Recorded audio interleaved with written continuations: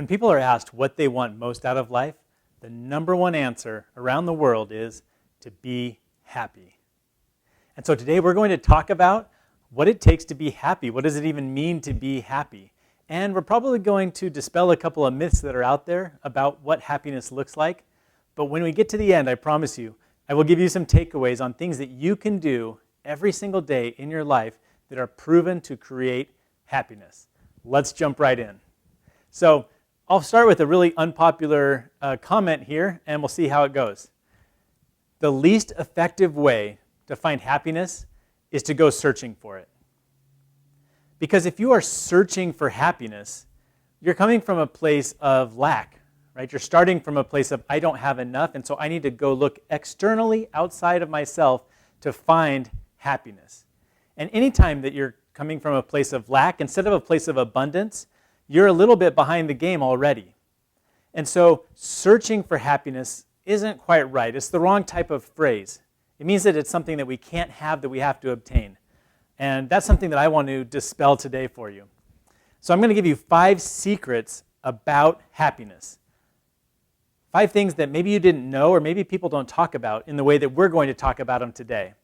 So let's jump in. Here's number 1. We are terrible predictors of our own happiness as human beings. We are really good at knowing what gives us pleasure, temporary pleasure, but as far as predicting what's going to make us happy, we tend to not be very good. I'll use the example of my favorite candy bar. If I'm at a convenience store and I see a Snickers, I will look and say, you know what? Eating that Snickers is going to make me really happy. But what happens about 30 minutes later when the Snickers is gone?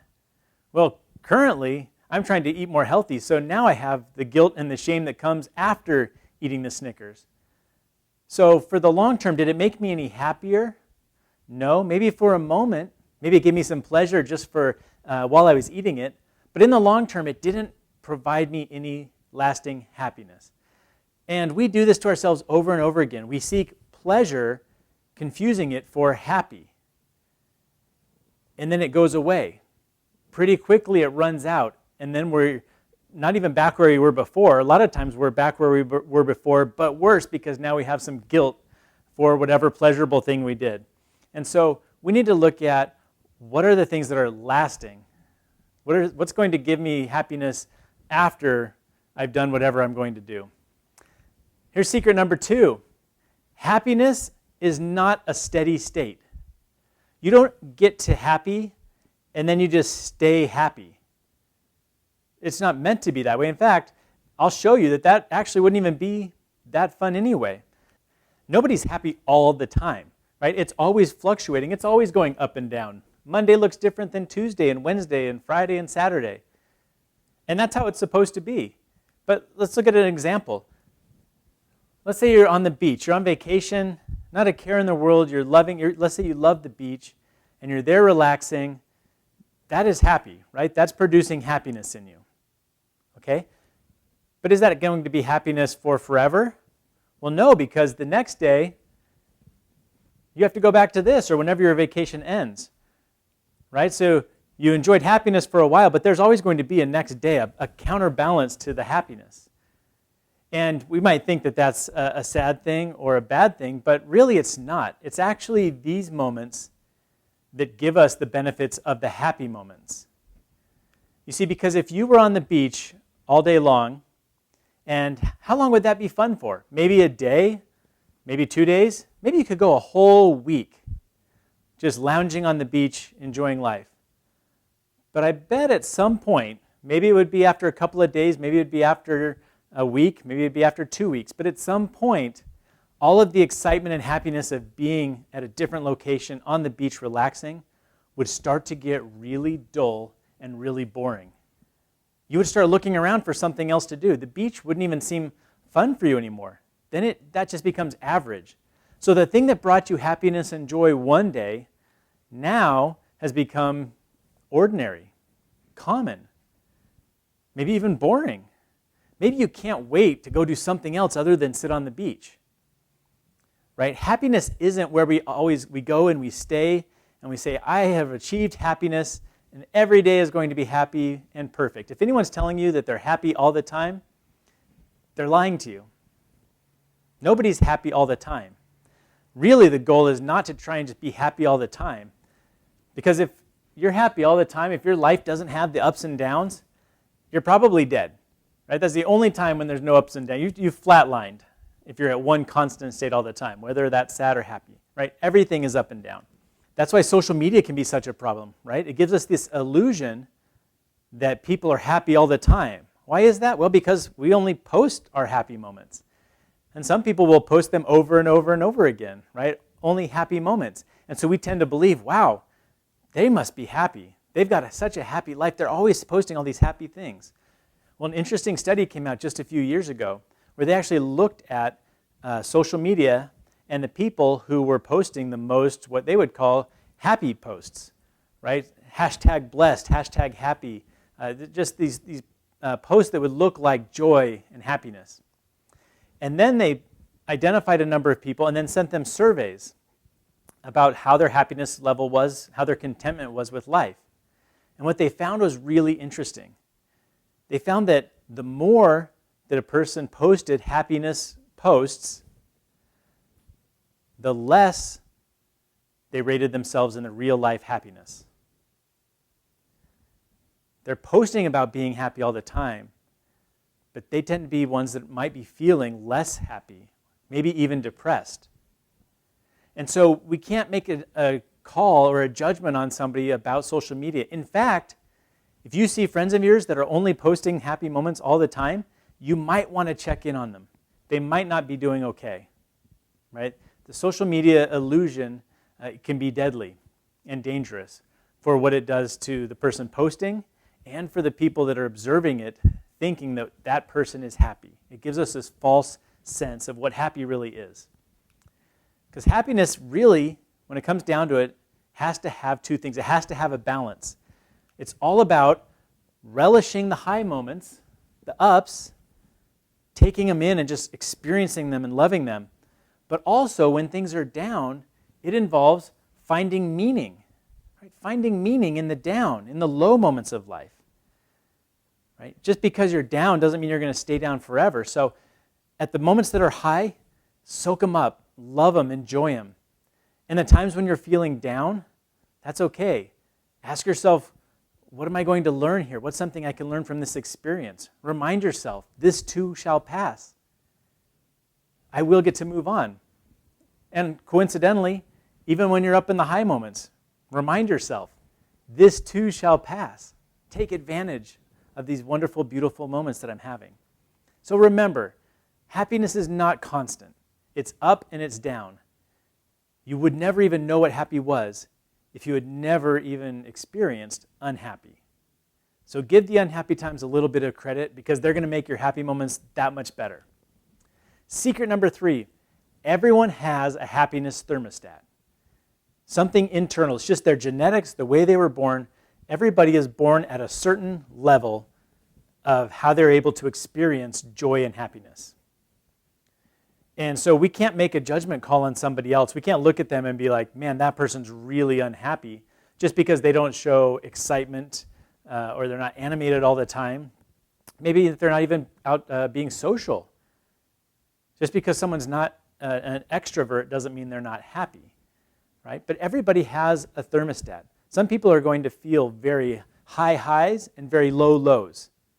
Some people are going to be more in the middle. But everyone has that setting. And so we can't apply what we think of happy and emotion to other people. We can only really tell it for ourselves and where we're at.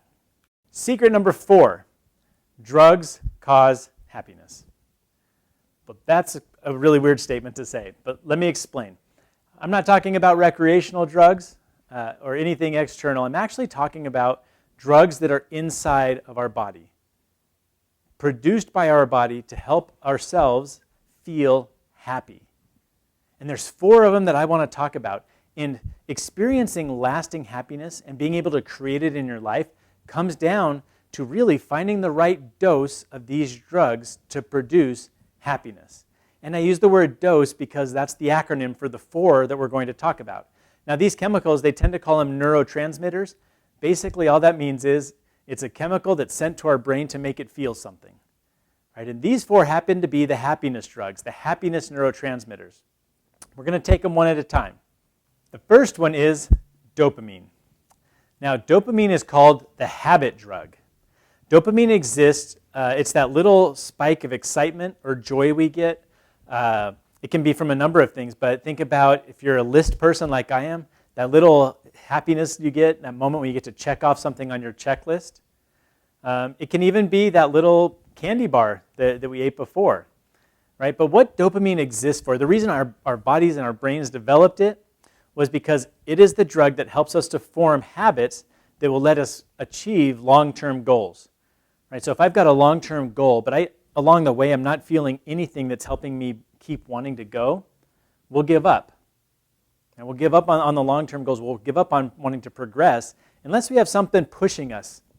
Just a little dose here and there that helps us to feel happiness or accomplishment. And so dopamine exists to help us to form good habits.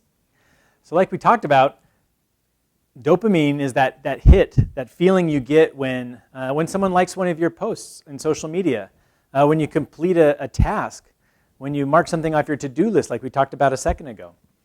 It really is the motivator for us to take the small steps towards getting to our long-term goals. Right? It helps us form habits. So dopamine is the habit drug. The second drug is oxytocin. Now oxytocin, they call it the hugging drug. And why do they call it the hugging drug? Well, oxytocin does a number of things. It might be my favorite and maybe the most powerful of the happiness drugs. It gives us a lasting feeling of calm and safety. It's more than just that brief moment like dopamine is. It gives us a long-term effect.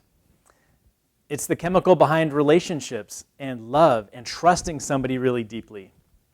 It's produced by working together with other people, right? If you share a meal together around a table, if you give gifts, Christmas morning, if you're opening up to somebody, if you have those deep conversations, you open up emotionally, if you're giving your full attention to somebody, listening to somebody, long hugs, right? Those are all great producers of oxytocin, that connection. It's like a connection drug.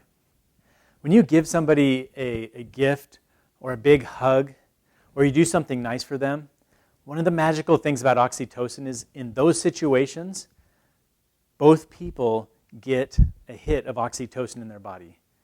Right? You don't just get it for giving something nice to somebody. They also feel it for receiving. That's why it's a drug of connection. It's the hugging drug, right? It's the one that wants to bring us together. It really is great for fighting stress, improving relationships, and promoting long-lasting, long-term positive emotions. Right? Oxytocin is a long-lasting drug, and it's best achieved when we're giving and when we're receiving, right? When we're connecting with people. The next one is serotonin. Serotonin is known as the leadership drug. Now, it's called the leadership drug for a couple of reasons. It's linked to pride and accomplishment, loyalty, recognition, status. Like if you receive a diploma, if you run a race, you cross the finish line, if you achieve a big goal, you get a promotion at work, things like that. That's the serotonin is what you're feeling, that just really proud of yourself moment.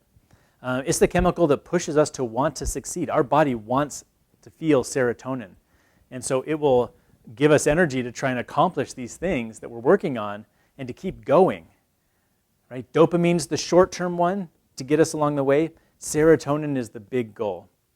Now, the cool thing with serotonin is it sounds like an ambition-type drug in our body, which it partially is, but it's called the leadership drug for a reason, because it's also the chemical that makes us want to help other people. When you help somebody else and you see them achieve something they've been working on, you get a hit of serotonin and they get a hit of serotonin. Right? When someone has mentored you, or someone that you follow on social media, a guru that you follow, when you see them succeed and you're pushing for them to achieve more things, when you see them succeed, you feel good about it, that's serotonin. Right?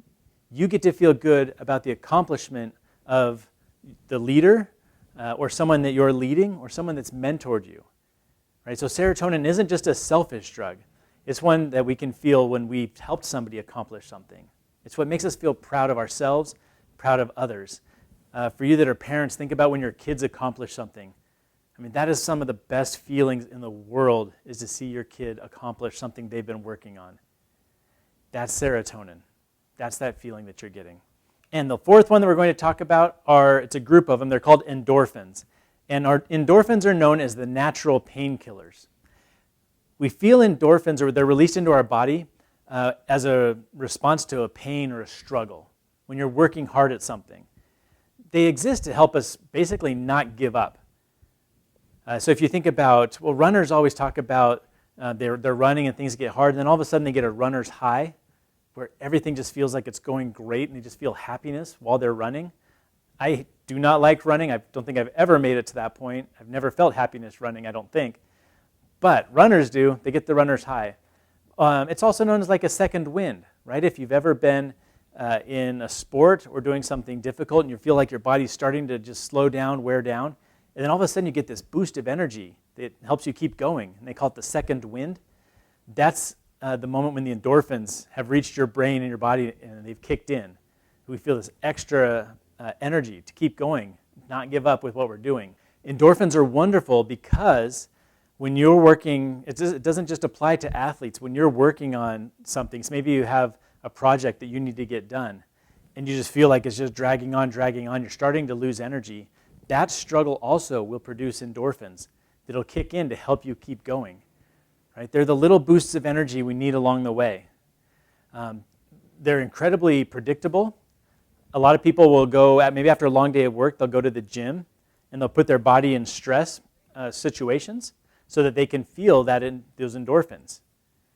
People who will do like ice plunges, right? The super cold water, they'll get in this water, they'll induce pain in their body with this freezing cold water, but all of them, when they get out of the water, talk about how good their body feels, right? How they have less stress, less soreness in their joints, right? Their body, they put themselves in that situation, they created pain and created struggle, their body released endorphins into their bloodstream, which affects all of those things. It takes away stress, it helps with inflammation. And so when they leave the ice bath, they can feel the benefits of putting themselves in that struggle. So it's a really predictable way to feel good, is to exercise or put yourself in situations. But really they're meant to just be that little jolt to keep us going when we're breaking down or when we want to quit. True happiness comes from a good, healthy balance of all four of these chemicals. And you can never have all of them at the same time at the exact amount that you want, right? They're all going to fluctuate and go up and down. But we need all four of them if we're going to find lasting happiness, right? We need them to help us progress. We need them to help us connect. We need them to help us feel love for others and to keep going when times are tough, right? We have to have all of them.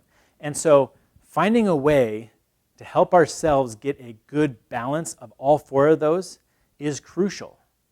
And that is it's the happiness hack that we're going to talk about next, right? It's the big secret is, am I just subject to whatever my body and brain wants to produce?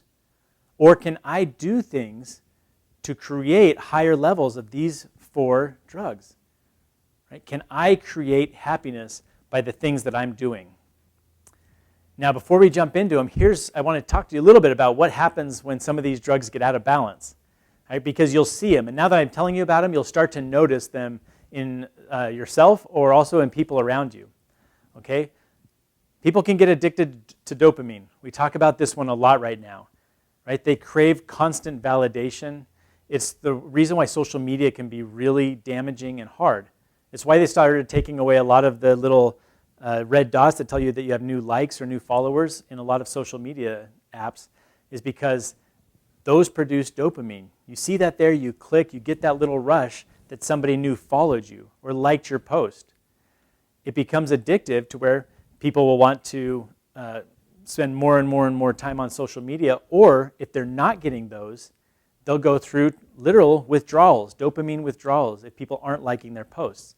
It can get out of hand really quick. Dopamine is the neurotransmitter. It is the chemical behind gambling, behind drug abuse. All of those things can hijack our dopamine system. They can cause dopamine to be released in an artificial way, in the way that it was never intended to be. So dopamine addicts, those ones are fairly easy to spot. Oxytocin addicts, remember this is the hugging drug, the connection drug. People who are very sensitive and really need, and their body craves oxytocin, come across as overly needy, sometimes clingy or dependent, right? They don't want to give people space, right? That's not them just being weird, right? Their body is craving more oxytocin. They're addicted to that feeling of oxytocin. And so they're behaving in a way that will help them, in their mind, get more of a hit of oxytocin. Serotonin addicts crave achievement. Like they crave achievement and status over anything else. When serotonin gets out of hand, they will hyper-focus on just achieving the end result. And they'll work just to get this end result. And sometimes that can cause them to totally neglect all of the other parts of their life. Workaholic would be a really good phrase to use here. You know, someone that's just overly ambitious and just is working all the time to the detriment of their body and maybe even to the relationships around them. Endorphin addicts, they're the most likely actually to self-harm, right? To put themselves in harm's way, to feel pain, right? Because they may not be able to recognize it, but they're looking for the endorphin feel afterwards. When you'll hear a lot of times people who maybe cut themselves or other self-damaging practices, you know, they'll talk about how they feel numb, right? In life, their life just feels numb. And so they'll do things to feel anything, right? So they'll put themselves in painful situations because they afterwards will feel that endorphin rush that comes as their body tries to struggle through these hard things. And so these chemicals can be hijacked, right? We have to be in control. We have to recognize when they're getting out of balance and when other people are doing that to us. Because really a lot of advertising and marketing and salespeople, they're playing on these neurotransmitters, right? They are trying to do things and say things to you that will produce these happiness chemicals in your body so that you'll buy whatever it is they're selling, right? The greatest marketers and advertisers and salespeople, they know how to manipulate your internal chemicals. So I want you to be aware of it so that you can know when it's happening to you, or you can know that if some of your behaviors seem like they're getting out of whack, right? It's not just that you're a weird, bad person, right? It might just be that your body is craving one of these chemicals, and we need to find a healthy way to bring it into balance. All of these are going to tie into secret number 5, which is this. Happiness is not a destination. It is a side effect. You don't get to happiness. You don't arrive at happiness, right? Happiness happens because of the other things that you're doing. Right? It is not the goal, it is the side effect. The goal is to learn how to do the right activities that can produce happiness. And that's what's going to be the end of our visit today. We're going to talk about it because there is a formula. We can call it the happiness formula or whatever. H equals GCA. Here's what those mean. H, happiness, right? So happiness equals, part of it is your genetics, right? Everyone has that thermostat. Everyone has different sensitivities to these different chemicals. But if you have your set range for you, part of it's your genetics, part of it are your circumstances. Right? What's your financial situation, marriage, your social life, what age are you, health, your education level, the community you're a part of. Everything going on around you plays a big part. And the last one is your actions. Right? These are the things under your immediate control, something you could do right now in effect. Now, the numbers go up and down from different reports and studies that you see, but happiness is part all three of these things, genetics, circumstances, and actions. And most all studies kind of put these in this range. Genetically, 50%. 50% of your happiness is just your genetics, completely baseline set level. 40% of your happiness is your circumstances, right? What's going on around you? What's your community like? What's work like? What's your marriage like? How's your health, right? Those are things we can affect and we can change in a longer term, but not immediately. That leaves only 10% for actions. That means right now, sitting right here, watching this video, or out working or doing whatever you're doing, you can only control 10% of your happiness right now. And so the trick is, how do we master that 10%? Right? If right now I can only control 10% of my happiness, what can I do with that 10% to improve all of the other ones? I'm going to give you a couple. Could be a long list of things, but I want to give you some really important ones and link them to some of our neurotransmitters. Right? These are things that you could do right now. These are things you could do as soon as you leave here. Here we go. Number 1, connect. Connect with somebody. Talk with a friend. Give somebody a hug. Be a part of a community. Find a group online that you gel with that has your similar interests, right? Connect with people. That immediately will start to release more and more oxytocin, right? And oxytocin is what's that good for? It's our long-lasting happiness drug. It's the one that builds connection, the hugging drug we talked about. So, number 1, find someone you can connect with. It can be as easily as sending someone a text or a phone call telling them how much you appreciate them, right? Find a way to make a connection to somebody. Number 2, exercise. Right? Exercising improves our health, which was part of that 40% of our circumstances, but also, as you push yourself, your body will start to release endorphins. And what do endorphins do?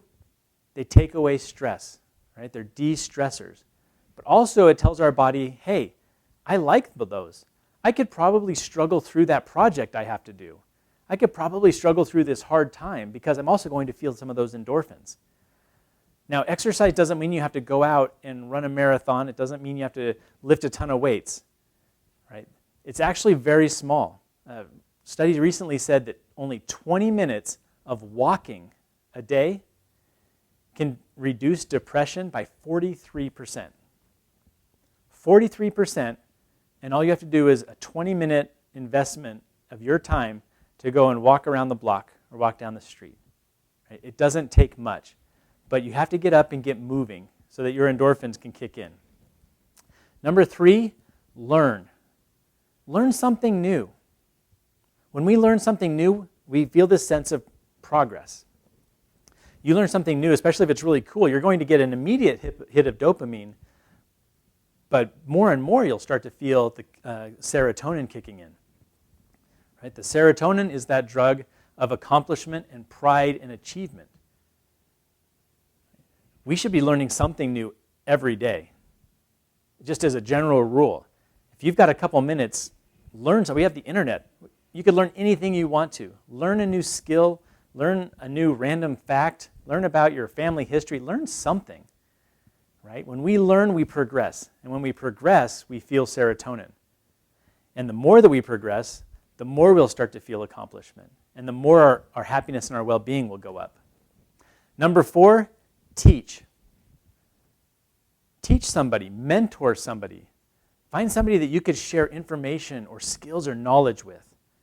Right? When you teach someone, you get a double hit. Not only do you get the oxytocin of connecting with somebody and showing them something new, but you also get the serotonin benefit, right? You've taught them, you've become their mentor, and when they learn or when they achieve something because of what you taught them, you get the massive dose of serotonin, right? So teaching is a phenomenal way. Find someone that you could teach something to. You're going to be able to double down on the happiness drugs on that one. Number 5, give. Give to a charity. Give your time. Give yourself. Give your talent to somebody, right? Give. Look outside of yourself and find a way to give to somebody without expecting anything in return. Right? If you're doing it solely to get paid or to get recognition, it's not going to work quite as well. But if you can just find a way to give of yourself to somebody else, not hoping to get any benefit out of it at all for yourself, you will get massive, massive hits of oxytocin, massive hits of serotonin. It goes along with teach. Number 6, journal, record. Write down what you're experiencing. Write down what you're struggling with. Write down progress that you've made, new things that you've learned. right? When we write them down, we get to track our progress. And remember, if we're making progress, then we're feeling serotonin. It's so much fun for me to go back and look at my journals from maybe a year ago, 2 years ago, and see the things that I was working on then and realize, oh my goodness, like I passed all of those. I did those. I accomplished those. Now, sometimes it's depressing when I find one or two that I'm still working on and it's been 2 years later. But being able to track and to record gives us a massive feeling of progress. It helps us to process feelings and emotions, and it helps us to be able to look and see, you know what? When I was doing these things, I wasn't feeling as great. But when I did these things, I was feeling better. Right? We can analyze our mood, our happiness levels, and how our life is going. So take some time to journal, write down, track your progress. And I find that the more open you can be with yourself, write down the struggles, and also write down the high points. Don't hold them back and don't write it as if someone's going to read it, some stranger like tomorrow or even like your spouse tomorrow. Just open up and write. You'll really start to feel some joy and some happiness. It really brings a calming effect to life. Number 7, reach. And by reach, I mean set goals, right? Have something that you're working towards, right? Something that's right now just outside of your grasp of who you are, but that you could work towards and that you could strive for, right? When we reach for something, we move forward. And we might struggle a little bit, and luckily we've got those endorphins that'll kick in as we're struggling. And then along the way, we're going to hit those little benchmarks, that the points in the path towards our bigger goal, and we're going to get these dopamine rushes. And then when you get there and you look back, you're like, man, look how much I've grown. I accomplished this thing, right? We get that serotonin that comes into our body, right? So we have to have something that we're reaching for all the time. Number 8, gratitude, right? Thank people. Be thankful for what you have already in life. Be grateful for your community or your situation or your health, your job, your family. And then don't forget to thank people around you, whoever it might be. Maybe it's a higher power. Maybe it's your boss, or your coworker, or your family, right? Give gratitude and thanks to people around you. I found, for me, there's no better way to help me get out of the low points than to just pull back and start listing things that I'm grateful for. Right? Gratitude is powerful. Now, if you want to learn more about happiness, about some of these principles, these success things, you can always go to my website, which is chrisheap.com. I've got free books. I've got this book there, Happiness is a Habit, along with a bunch of other ones, so that you can learn as much as you can or want to learn about happiness. But I'm going to finish up with just a couple of key takeaways, things that I think are really important, that if you forgot everything we talked about, these are the couple things I really want you to know. Number 1, happiness is not a destination. It is the side effect of a life well lived. If you are living a good life, if you're doing those 7 or 8 things that we talked about, that'll be a life well lived. And those 7 or 8 things, what do? They produce all the chemicals we talked about. And what do the chemicals produce? Happiness. In the short term, in the long term. Right? Happiness. Happiness, joy in the highs, contentment and understanding in the lows. Right? It'll help us to even out and feel more contentment and well-being throughout our life. Right? So do the things that I would say would be a life well lived, those things we talked about, and the side effect will be that you are happy and joyful. And another important one, you don't find happiness. You create happiness. It's not out there under a rock. It's not on the next YouTube video. It's not in the next self-help book. Right? It's inside. You create happiness. You were given all of the tools that you need inside of you to be happy. All you have to do is control that 10%, right? Those actions. If you can be in charge of those, then you can create happiness in your life. I'll tell you a quick story. One of the happiest nights of my life was a couple of years ago, and we were in Nashville, and I play in a bluegrass band. And if any of you don't know what bluegrass music is, think of country music, take away the coolness, make it way more twangy, and way less popular, and you're probably somewhere in the range of bluegrass. Well, I play in a bluegrass band with a lot of the members of my family and a couple of friends, and we're in Arizona, not really a hot spot for bluegrass music, but through a really crazy set of circumstances, we got invited to go and play at the Grand Ole Opry, the original Grand Ole Opry, the Ryman Theater in Nashville. Now, for a small bluegrass band in Arizona, that's not even a dream come true. It's beyond a dream come true to play on that stage. I mean, they call that the mother church of bluegrass. I mean, that is where it all started, right in downtown Nashville. And we got to go and play. This picture's from us on stage at the Ryman playing, and it was phenomenal. But a cool thing happened. A few days before the concert, the organizer called me and said, "Hey, I've got some big news, but are you sitting down?" I said, "Yeah, I'm ready. What is it?" He said, "Hey, we just got word that the closing number of this benefit concert that you'll be a part of, the closing number is Dolly Parton." Well, this is exciting, right? I mean, it's Dolly Parton. I mean, just there is no bigger name in country and bluegrass music over such a long period of time as Dolly Parton. We were super excited. We played our show. After we had played, someone came up to us and said, "Hey, Dolly wants to meet you guys, right? She wants to take some pictures with you guys." Well, this blows our minds. So we're super excited. So we go in and we get to take pictures with Dolly, and that's my wife and I. And I'll tell you what, Dolly Parton, they always talk about how nice she is and how kind and happy she is, and those are lies. She's not. She's beyond that. I mean, she is nicer than anyone's ever told you and happier than anyone's ever told you. I mean, she is the most genuine personality that I've ever met. And I want to tell you why I think that is. And it comes down to an experience we had. We're all taking pictures, and I realized that we were the last ones in a long line of people that had taken pictures with Dolly Parton. All of the other acts had taken pictures with her. And then all of the people who were VIP members of the Ryman Theater had lined up, and they got pictures with Dolly. So by the time our band got in there, she had already done pictures with, 150 people. And she was just as excited and upbeat and positive with us than I think she must have been with the first people, right? I'm sure she was tired, and I'm sure that she was worn out. She hadn't even performed yet. She still has to go on stage and do a set.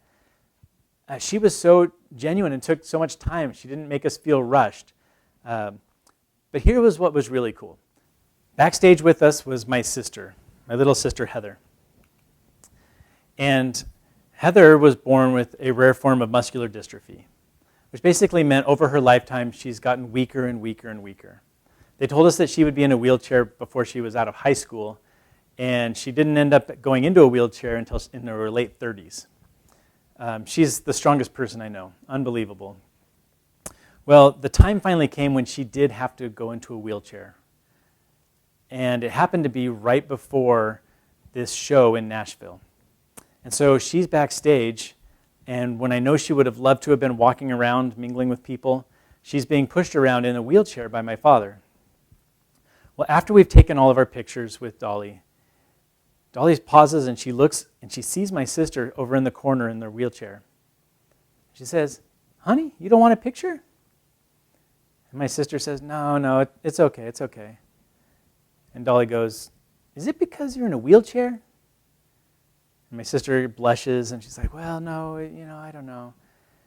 And she's like, "Come on, we can get a picture." And she calls over to her helper. She's like, "Come on, let's help her get over here." And they clear a path for my sister to come through. My dad pushes the wheelchair through. And then her helper and my dad help my sister stand up. And Dolly asks her, "Can you stand up on your own?" She's like, I just need a little bit of help." And Dolly says, "Girl, we all need a little help getting going sometimes. It's okay." And so they help my sister get over next to Dolly. And here's the rest of this picture. You've got the poster from the benefit concert. You've got Dolly, my sister, and that's my dad's hand. My dad's holding her hand to keep her stable so she doesn't fall over. And I don't know if you can see it, but if you were to look really close over my sister's left shoulder, you might just see the bright red nail polish of Dolly Parton's fingers. She put her hand on my sister's back to help stabilize her from the back, her hand on her other arm to help her from the front, so that my sister could get a picture with Dolly Parton. Now, this is the reason why this is one of my favorite nights of my entire life. Right? I was only kind of a Dolly Parton fan before that night,